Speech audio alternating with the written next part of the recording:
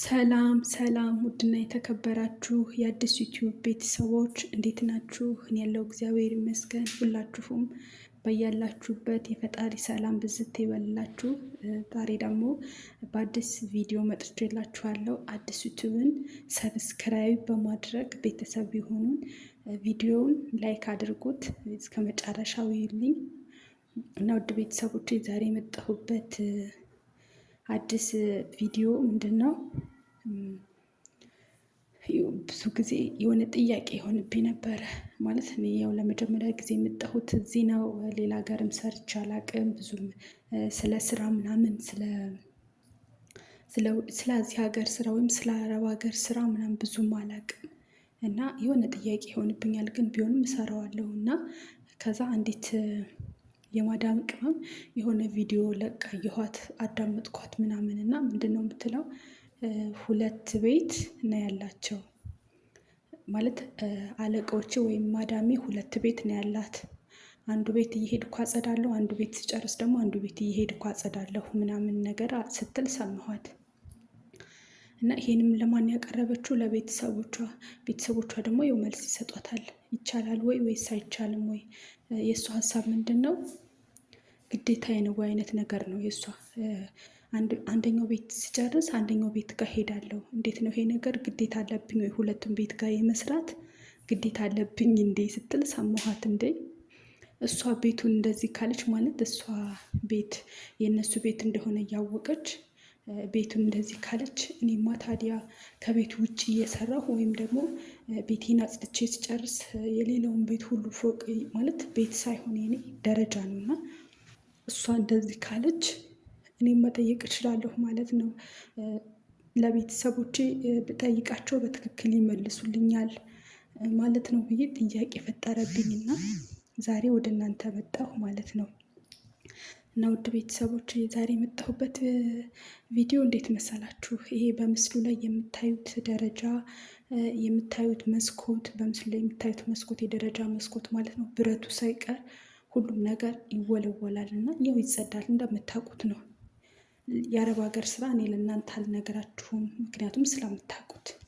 ግን ባጭሩ ምንድን ነው ማለት የፈለግኩት? ለምሳሌ የኔ አለቃይ ወይም ደግሞ እኔን የሚያሰሩን ሰዎች ግራውንድ ላይ ነው የሚኖሩት። ቤቷ ፎቁ አፓርታማ ነው እና አፓርታማ ነው። ግን እኛ የምንኖረው ወይም እኛ የምንኖርበት ያለው ቤት ግራውንድ ላይ ነው። ከመሬቱ ከፍ ብሎ ያለው ቤት ማለት ነው። መሬት ታች አለ፣ ከዛ በላይ ከፍ ያለው ከአንደኛ ፎቅ በታች ማለት ነው። እና እዛ ነው የእኔ የምሰራበት ሴትዮ የምታሰራኝ ወይም የኔ አለቃ ያለችው እዛ ነው የምትኖረው። ከላይ ፎቅ ደግሞ እስከ አራተኛ ፎቅ ድረስ ልጆቿ ነው ያሉት። ልጆቿ ነው የሚኖሩና ባጭሩ ምንድነው እኔ ማለት የፈለግኩት ቤቴን አጽድቼ ጨርሼ ምናምን ሁሉ ነገር አጸዳዳለሁ። ይሄ የራሴ ግዴታ እንደሆነ አውቃለሁ። በተረፈ ደግሞ ሁል ጊዜ ይሄ የምታዩት ደረጃ የምታዩት መስኮት ሁሉም ይጸዳል። ብረቱ ሁሉ ይሄ ብረቱ የደረጃ ብረት ሁሉም ይጸዳል። ይሄ ለእናንተ አልነግራችሁም፣ ታውቃላችሁ። እነሱን ማንም ያጸዳው እኔ ከየት ጀምሮ ከፎቅ እስከታች ከላይ ጀምሮ ከአራተኛ ፎቅ ጀምሮ እስከታች ድረስ የማጸዳው እኔ ነኝ። እና ይሄ ነገር እኔ ግዴታ አለብኝ ወይ ማለት ለምሳሌ የልጆቿ አሁን ያ ደረጃ የልጆቿ ነው እንዳለ የልጆቿ ደረጃ ነው ምናምን። እኔ የተቀጠርኩት እሷ ቤት ነው። ይቅርታ፣ እኔ የተቀጠርኩት እሷ ቤት ነው። ግን የማጸዳውን ደረጃ እና የምወለውለውን የደረጃ መስኮት የደረጃ ብረት ተመልከቱና እንደዛ ማድረግ ግዴታ አለብኝ ወይ እኔ? ምክንያቱም እኔ የተቀጠርኩት ሴትዮዋ ላይ እስከሆነ ድረስ እኔ የተቀጠርኩት ሴትዮዋ ቤት ብቻ እስከሆነ ድረስ ያ ደረጃ ማለት የሁሉም የልጆቿ ደረጃ ነው። የልጆቿ ደረጃ ነው። ሁሉ ሊፍቱ ሁላ ምናምን ይጸዳልና እኔ የተቀጠርኩት እሷ ቤት አይደለም ወይ? ይሄን ደረጃ የማጽዳት ግዴታ አለብን። ውድ የማዳም ቅመሞች የአዲስ ዩቲዩብ ቤተሰቦች ይህንን በቅንነት ኮሜንት ላይ መልሱልኝ። እኔ ግራ ስለገባኝ ነው። አዲስ ነኝ። ለመጀመሪያ ጊዜ ነው እዚህ ሀገር የመጣሁት። ከኢትዮጵያ ውጭ ወጥቼ አላውቅም። ኢትዮጵያ ነበር የምሰራው። ከዛ ለመጀመሪያ ጊዜ እድል አግኝቼ እዚህ መጣሁ እና ግዴታ ነው ወይስ ግዴታ አይደለም የሚለውን ምንም የማውቀው ነገር የለም። ግን ያው ግዴታ ካልሆነ ምንም ግዴታ ካልሆነ መብቴ ነው አይደለ?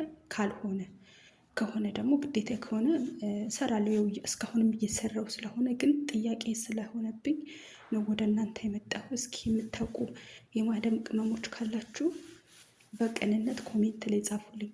በነገራችን ላይ ይሄ ካሜራው ጠዋት ስለሆነ በጣም በጠዋቱ ነው እና ጠዋት ስለሆነ በደንብ ካሜራው ፍንትው ብሎ አይታይም። ሁለተኛ ደግሞ ወጥተው ምናልባት አንደኛቸው ወጥተው ካዩኝ ብዬ ፈርቼ ላይ ድረስ አልወጣሁም። እስከ ላይ ድረስ ብቀርጸው ማለት ነው 4ኛ ፎቅ እስከ ግራውንድ ድረስ ነው። እኔ ነኝ የምወለውለው፣ እኔ ነኝ የምጠርገው። ሁልጊዜ ይጠረጋል፣ ሁልጊዜ ይጸዳል። ይሄንስ የአረብ ሀገር ስራ ስለሆነ ለእናንተ አልነግራችሁም ስለምታውቁ፣ ግን ይሄ ነገር የኔ ግዴታ አለብኝ። ያው እኔ ከብዶኝ ምናምን አይደለም፣ ግን ካልተመለከተኝ ግዴታ ካልሆነ ከበደኝም ቀለለኝም መተው እችላለሁ። ግን ባለማወቅ ወይም ደግሞ ግዴታዬ ነው ወይስ አይደለም በማለት ባለማወቅ እኔ ዝም ብዬ እያጸዳሁ ነው እስካሁን ድረስ። ያው ዛሬ አሁንም እያጸዳሁ ነው።